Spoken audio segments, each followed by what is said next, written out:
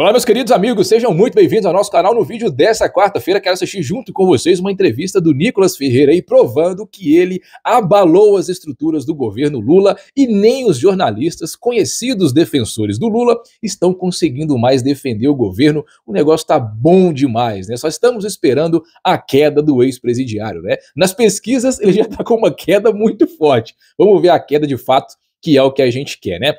Vou deixar aqui no primeiro comentário fixado para vocês, até que enfim saiu, né? Até que enfim, depois de muita demora, um vídeo explicando como usar o meu método de ganhar dinheiro em dólar pela internet, trabalhando pela internet. Faço isso com muito orgulho, com muito amor, com muita dedicação, há mais de 2 anos, né? Onde eu trabalho somente pela internet, ganhando dinheiro, tenho a minha renda aí, né, toda pela internet. Então eu vou deixar aqui, gravei um vídeo, vou deixar o link do vídeo aqui, rolou aqui no primeiro comentário fixado, o vídeo vai estar aqui, você vai assistir e vai entender como funciona. Combinado? Vamos assistir o vídeo da Daniela Lima, depois da entrevista com o Nicolas Ferreira, e daqui a pouco eu volto pra gente bater um papo. Vamos lá.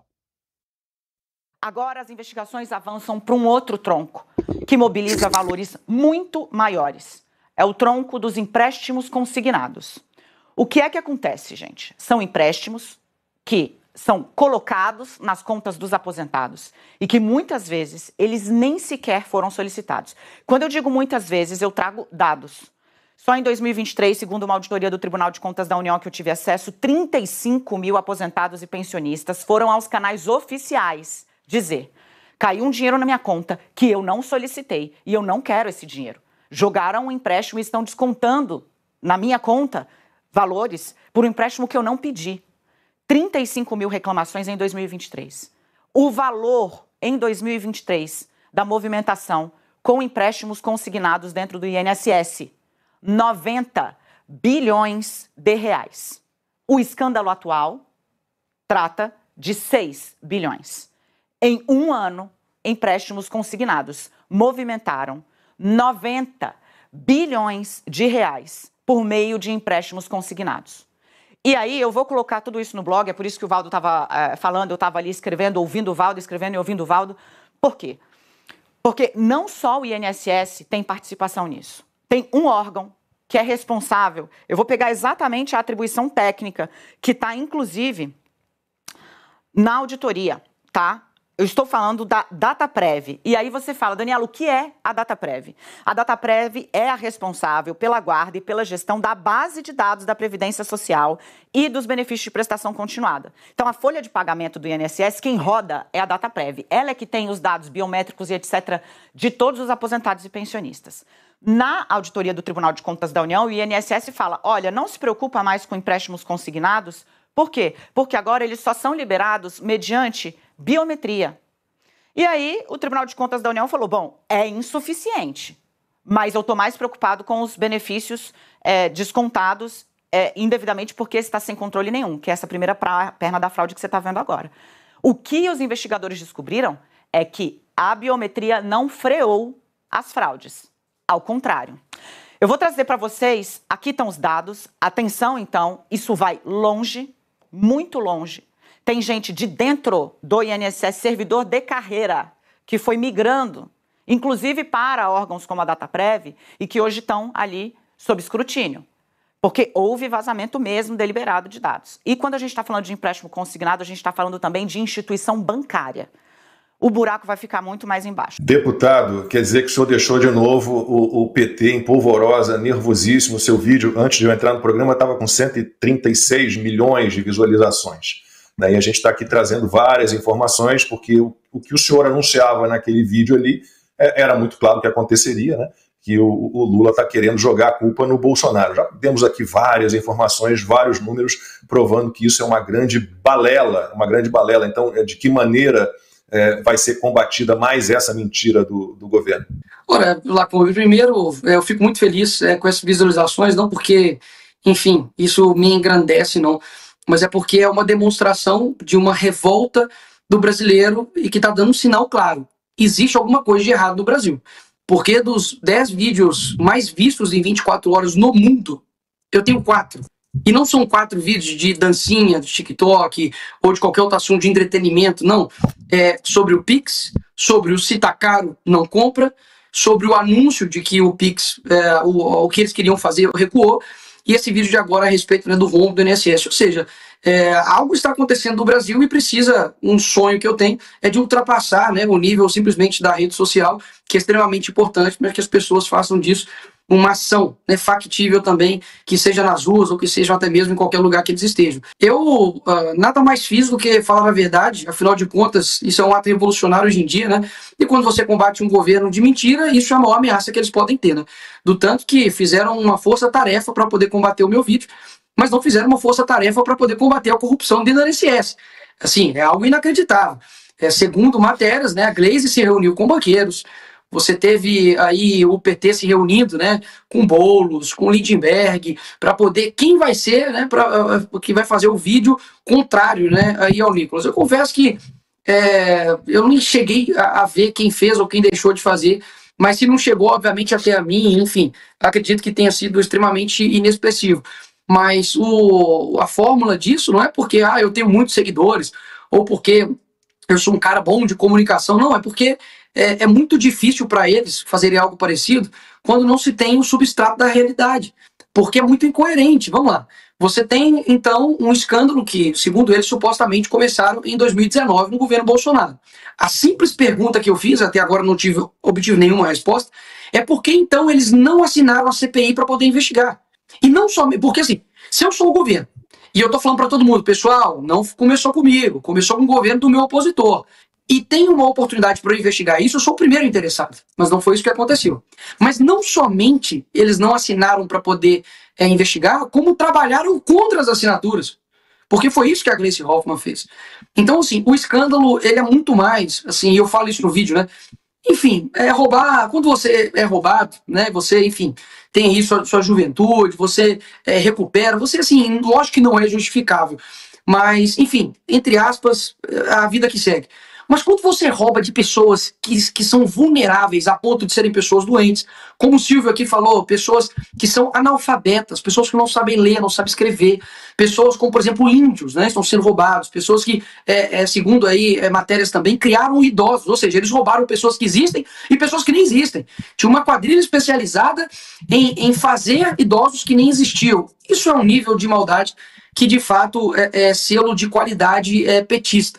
Então, fico, digamos assim, grato por um lado, pela mensagem ter chegado a tantas pessoas, né, e recebi vídeos de idosos que eram, enfim, PT e que agora, enfim, passaram a compreender o mal que é esse governo, e essa é a nossa intenção, né, porque eles eram uma represa, né, gigantesca, só que a gente está fazendo algumas brechas, né, a gente está fazendo algumas rachaduras aí, e nessa fronteira aí, e vamos desgastando, né, esse governo, porque é o que ele merece. Afinal de contas, são muitas vítimas mesmo. Meu direct, Lacombe, tá assim, tá uma coisa, se eu tirar print de tudo, sabe, aqui no chat também, como a Ana leu, tem várias denúncias, se eu parar para mostrar tudo o que a galera tá me mandando, de coisas assim, surreais, desde o que a Ana mesmo leu aí, de pessoas que já morreram, como eu tenho acesso, idosos que não conseguem mexer de fato no celular, e eu aconselho a você a ir até o seu banco, pedir o extrato, ver se tem algum desconto indevido e pedir para o seu gerente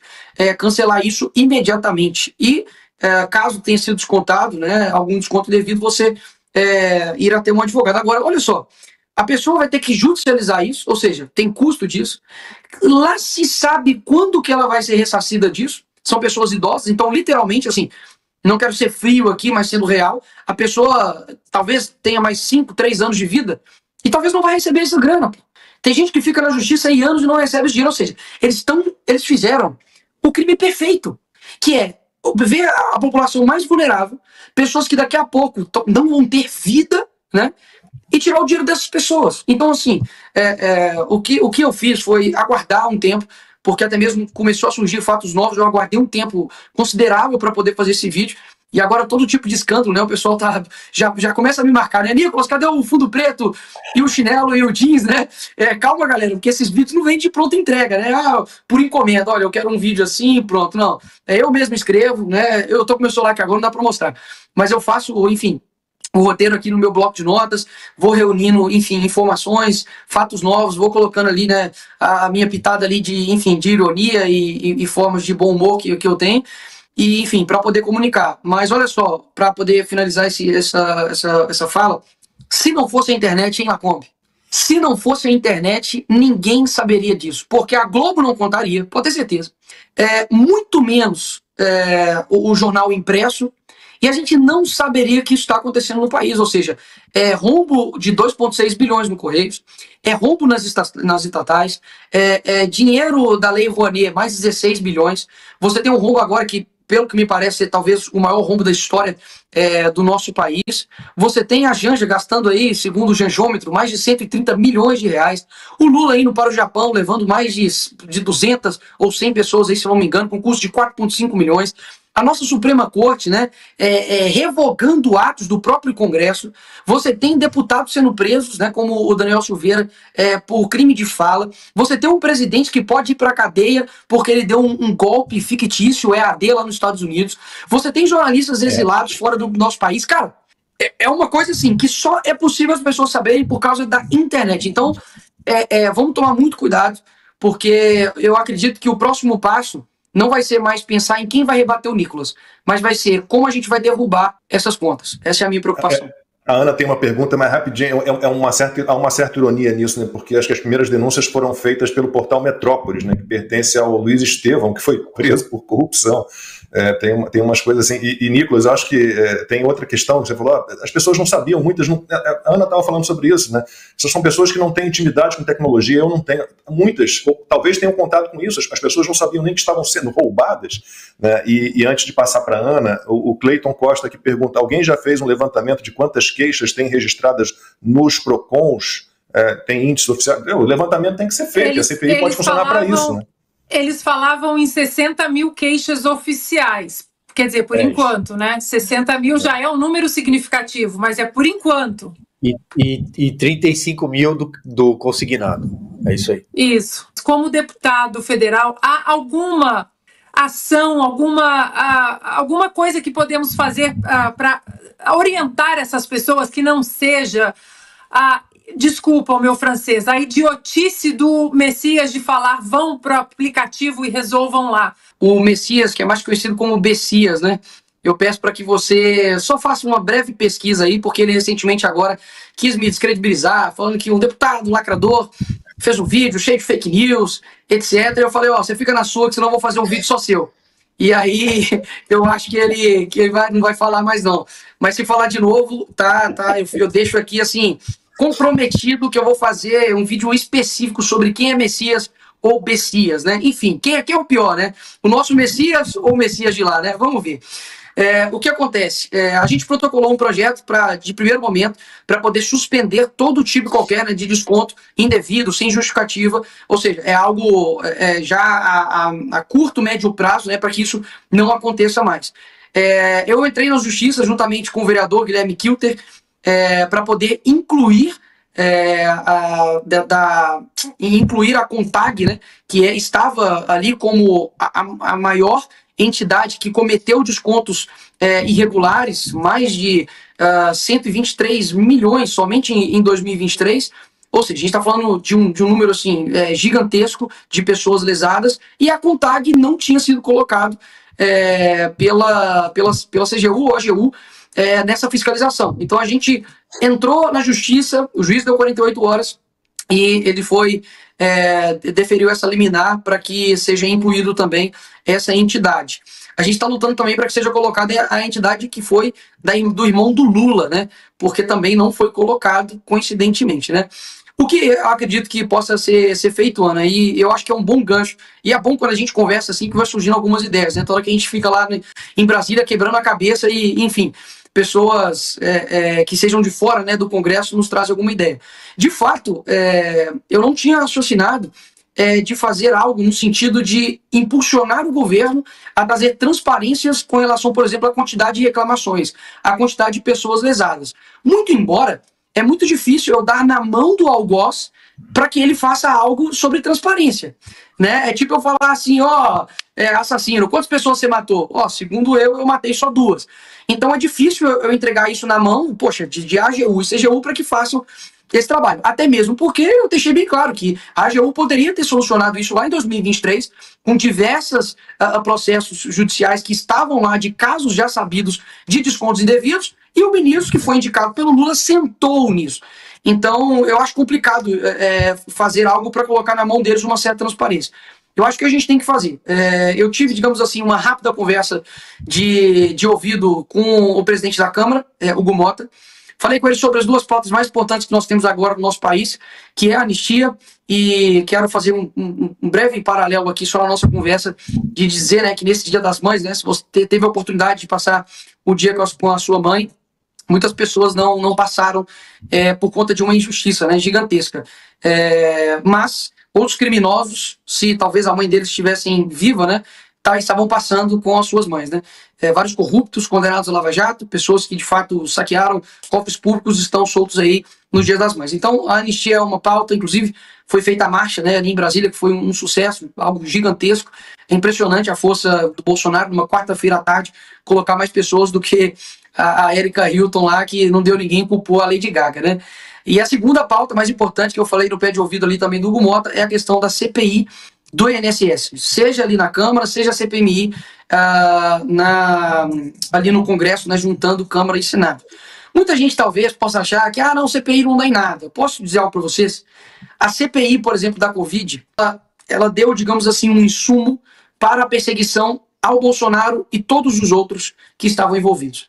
A CPMI do dia 8, que ela foi assaltada, né, pela esquerda, ela também deu base para a esquerda também começar algumas narrativas. Mas a CPMI do dia 8, durante 6 meses, repito, todas as narrativas de golpe de Estado, de não sei o que, nós destruímos todas elas. Desde quando o Hacker Delgatti foi lá, ou quando o G. Dias também foi lá, todos os convidados da esquerda, nós destruímos as narrativas. Então, eu acredito que até hoje mesmo, se a própria população, né, a maioria delas, segundo pesquisas, mostraram que não acredita que Bolsonaro deu um golpe de Estado, eu atrelo isso ao trabalho que nós fizemos na CPMI do dia 8 e também a outros trabalhos, claro, né, paralelos que foram feitos por outros parlamentares e por outras pessoas que também não são parlamentares, né, vocês mesmos, pessoas que são influenciadores, comunicadores, jornalistas, mas a CPMI tem um poder muito forte, porque ela é uma comissão parlamentar de inquérito, ela tem poder de delegado. Esses dias mesmo, numa CPI das Bets, uma senadora deu voz de prisão à pessoa que estava lá no momento. Não estou falando se foi certo ou errado, só estou dizendo da capacidade do poder que há essa comissão. Então, nós estamos trabalhando para isso. Eu sei que não é fácil, e mais uma vez retomo da importância de ano que vem a gente ter uma Câmara e um Senado diferente, para que a gente consiga colocar lá pessoas de pulso para poder fazer o que precisa ser feito, e não o que os amigos querem que seja feito. Deputado, antes de falar um pouquinho mais sobre a CPI do INSS, deixa eu só ler 2 superchats aqui do Matheus Rodrigues de Oliveira. Ele diz o seguinte: trabalho com direitos previdenciários. Minha mãe, Maria, começou a ser roubada em março de 2024. O senhor Jorge, que eu imagino que seja um cliente dele, começou a ser roubado em julho de 2024. Aí em outro superchat, a senhora Mônica começou a ser roubada em março de 2024. A senhora Maura também está sendo saqueada e ainda não conseguiu visualizar a data por problemas de dados cadastrais. Então, a CPI poderia ajudar nisso tudo, com certeza poderia. Procede a informação de que a oposição está dividida quanto ao processo de impeachment do Lula, aí falando do impeachment, que só por conta desse escândalo do INSS, se não me engano, são 3 pedidos feitos já. Ela come sim. Dividida, eu diria que não. Mas é uma porcentagem que compreende que não é momento de impeachment.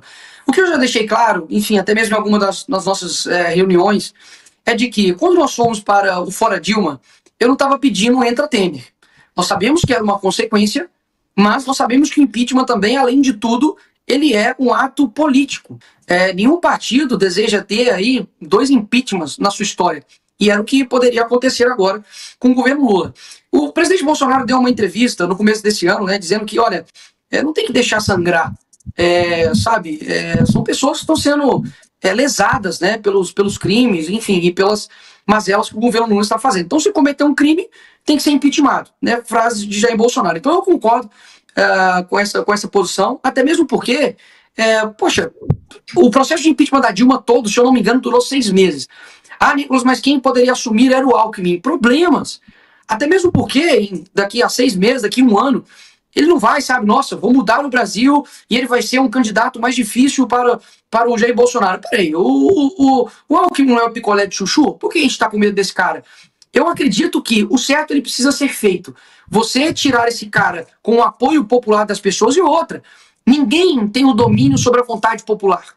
Ninguém pode se colocar lá como nós só vamos na rua por causa disso. Nós só vamos sair na rua por causa daquilo. Não.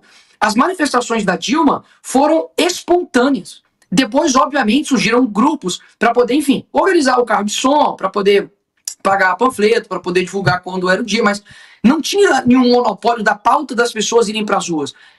E isso é algo muito importante, a gente tem que deixar claro. Desde o começo do ano, e depois veio a questão do PIX, depois veio, enfim, outras desgastes do governo Lula, eu deixei bem claro que eu gostaria muito de ter ido para a rua esse ano pelo Fora Lula. Eu acho que é uma pauta abrangente, eu acho que as pessoas estão abrindo seus olhos, eu acho que mostra uma força internacional muito forte por uma pauta que, poxa, como assim esse tanto de gente não está querendo mais o Lula? Sim, é uma realidade. As pessoas foram enganadas, elas foram literalmente seduzidas por um encantador de serpentes, que é o Lula, e as pessoas votaram com o estômago. Ok, são vítimas do próprio erro, do próprio egoísmo, sim, mas a coisa está escalonando num ponto em que eu não acho que se a gente tomar uma decisão diferente ano que vem, a gente vai ter mais Brasil em 2027. Pessoal, excelente entrevista do Nicolas, ainda abordou pontos muito importantes. Eu tenho alguns pontos aqui também para falar com vocês, né? Nicolas é um cara muito, muito bacana mesmo, né? Uma surpresa muito boa para a direita, para o conservador aí, essa liderança surgindo aí, né? E claro, o destino natural do Nicolas Ferreira, é claro, disputar a presidência da República, né? Até porque a gente tem muitos anos ainda pela frente. E em questão de popularidade, ele de fato destoa, né? Você pega aí na direita, considerando o Bolsonaro, né, que é a liderança mais forte, o Nicolas ele vem em segundo colocado, sem sombra de dúvidas, né? E não só o Nicolas, nós tivemos várias lideranças aí que surgiram, né, como surpresa, e a gente tem ficado muito feliz com isso, considerando, né, o contexto histórico no sentido ideológico, né? A direita no Brasil ela sempre foi muito fraca ou inexistente, né? Pelo menos nunca teve relevância no cenário político, e essa relevância só foi começar aí nos últimos 10, 15 anos, né, que também com a ascensão das redes sociais, com a descentralização da informação. Hoje nós não temos o monopólio da informação mais na mídia tradicional, não coincidentemente, quando a verdade, quando o outro lado da moeda começou também a chegar para as pessoas, vejam só, elas começaram a ser mais afetas à direita, né? Então, é muito importante isso. Agora, é interessante, né, que nem a imprensa tradicional estão conseguindo mais passar pano para o governo. Eu acho isso muito interessante, né? A gente teve aí os 2 primeiros anos do governo Lula, pelo menos até o final ali de 2024, com a imprensa, né, fazendo um esforço retórico muito grande para sempre defender o Lula. Todos os escândalos, por exemplo, que envolviam o Bolsonaro, eles surgiam em um momento de fragilidade política do Lula. Então, assim, tinha sim algo muito bem organizado, orquestrado nos bastidores, ali na imprensa tradicional, para defender o PT. Isso é muito lógico, né? Eu sempre trouxe vídeos aqui, assim, nos últimos 2 anos eu tenho mostrado inúmeras vezes que isso acontece, né? Agora, de uns tempos para cá, principalmente do final do ano agora para cá, né, quando veio a polêmica da Janja com Elon Musk, quando veio a questão do pacote fiscal lá do Haddad, que foi um desastre total, pacote de corte de gastos, né, que foi um desastre total. Estava vendo até uma notícia recentemente sobre isso. Agora, no início do ano, com essa questão do PIX, né, com a questão do dólar que bateu os R$6, assim, eles não estão conseguindo mais defender o governo. Essa polêmica aí, né, do INSS, você vê, a gente assistiu no início o vídeo da Daniela Lima denunciando isso, falando que é escandaloso, né? Então, eles não deixam de noticiar isso, né, por incrível que pareça, da maneira correta, né, para tentar aliviar o lado do governo e tal. Essa questão de golpe e julgamento do Bolsonaro e o pessoal do 8 de janeiro, não sei quantos anos de prisão, isso não está colando mais, isso não está em pauta, em alta mais, é um negócio impressionante. Essa narrativa da tentativa de golpe para tentar combater as irresponsabilidades do governo Lula já não estão surtindo efeito mais. Isso é um fato muito relevante, né? Porque a gente teve, desde o início lá do governo, agora do 2023, do governo Lula, a gente teve isso, ó. O governo Lula começava com as besteiras, com as irresponsabilidades, jogava uma polêmica. Os atos do 8 de janeiro, aí começaram a parar de falar do furo do teto de gastos que o Haddad já tinha aprovado. Aí começou o descontentamento com o governo Lula, aquela polêmica, né, que envolvia a questão de mais taxações, as taxações de compras internacionais e tal. Os caras pegaram, jogaram a polêmica das joias no meio, né? Então, foi sempre esse processo. Quando o governo Lula começava a ficar mais em evidência negativamente, trazia uma polêmica com o nome do Bolsonaro. Aí jogavam e a mídia começava a bater, para, né, aliviar o lado do Lula. Agora já não estão fazendo isso mais. Já não está sendo possível. Já não está surtindo efeito, mesmo que eles tentem. Não dá mais para fazer isso. Não dá. Então, assim, a desaprovação do Lula está aumentando, a economia está piorando, as coisas estão feias para o governo. Quando você vai ver pesquisa eleitoral, o Lula está em baixa completa. Né? Então, é um movimento muito interessante, principalmente quando se fala de impeachment. Você acha que é o momento? Você acha que é a hora certa? Você concorda com o Nicolas e com o Bolsonaro de que não tem que deixar sangrar, tem que tentar agora o impeachment se cometer o crime? Se você concorda com isso, deixa aqui nos comentários que eu quero saber. 2 pontinhos importantes, né, rapidinhos que eu quero comentar com vocês. O que importa no jogo, o que importa é o jogo de propaganda, perdão, não a verdade. Eu vi essa notícia ontem, acho que foi ontem que eu vi essa notícia, né, de que o governo Lula estava distribuindo panfletos em um documento impresso, tá, para os parlamentares do PT lá na Câmara, sabe, fazendo o quê? Rebatendo o vídeo do Nicolas Ferreira. Então eles pegaram o vídeo do Nicolas, transcreveram, colocaram ali argumentos para rebater os argumentos do Nicolas e entregaram para os parlamentares. Para quê? Ó, se falarem com vocês do vídeo do Nicolas, vocês rebatam desse jeito. Olha o nível de preocupação do governo. Não é investigar, não é chegar aos culpados, não é ressarcir as pessoas que foram roubadas, não é prender os criminosos, é combater a narrativa política. Olha só. Então o que importa para o PT é o jogo de propaganda, não é a verdade. Pode continuar os aposentados, pensionistas sendo roubados, eu não estou nem aí, desde que o ônus desse roubo não caia sobre o meu governo. Se eu não colher as consequências negativas politicamente falando, tudo bem, podem continuar roubando, não quero CPI, não quero nada. É um negócio que eu vou te falar. Vindo do PT não surpreende em nada, né? E o último ponto, o Nicolas aponta muito bem. Ah, se não fossem as redes sociais, hein? Sempre quando algo que vem das redes sociais, sempre quando um vídeo do Nicolas destoa, sempre quando a verdade é dita à margem, né, da mídia tradicional, sem a mídia tradicional pontuar, mas ela é dita e fica em alta através das redes sociais, uma verdade que a imprensa nunca falaria a respeito, eu sempre lembro para vocês. É por isso que querem censurar as redes sociais, apenas por isso. Porque sabem que as redes sociais é o motor, o coração, a coluna principal do crescimento, da ascensão meteórica, historicamente falando, da direita, do movimento de direita aqui no Brasil. A informação descentralizada, a informação compartilhada de maneira natural pelas pessoas, vídeos orgânicos, sabe, indignações naturais das pessoas com os desmandos do PT, os casos de corrupção, as políticas que dão errado, isso é um sentimento natural, compartilhado através das redes sociais, que faz com que a direita cresça, que faz com que a verdade chegue às pessoas. Por isso querem censurar. Por isso que estão descumprindo a lei, descumprindo a Constituição, censurando e perseguindo, para combater o pensamento de direita. Não vão conseguir. Toda a liberdade das redes sociais hoje, ela está... Eu não estou falando disso aqui, não é da minha cabeça, do meu achismo, do meu sentimento. Estou falando de algo, de um fato com vocês. A liberdade nas redes sociais hoje, ela está totalmente interligada ao funcionamento da economia, ao bem-estar, a serviços públicos, a todo e qualquer tipo de prestação de serviço, a tudo. Não podem censurar, limitar as redes sociais. Não podem. Não vão conseguir fazer isso. É algo que nada mais para. Nenhum ato tirânico vai parar. E a verdade vai chegar. Né? Apesar dos momentos ruins, né, de muitos assuntos aqui embrulharem o nosso estômago, isso é o que me traz alívio, isso é o que me traz mais tranquilidade. Eu sei que o processo pode demorar, mas a ascensão da direita ela só vai continuar aqui no Brasil. Vocês podem ficar tranquilos, tá bom? Muito obrigado por terem assistido o nosso vídeo até aqui, o nosso bate-papo de hoje. Lembre-se que a gente tem vídeo todos os dias e é um prazer ter você aqui no nosso canal. Um abraço, até amanhã, nosso próximo encontro. Tchau, tchau.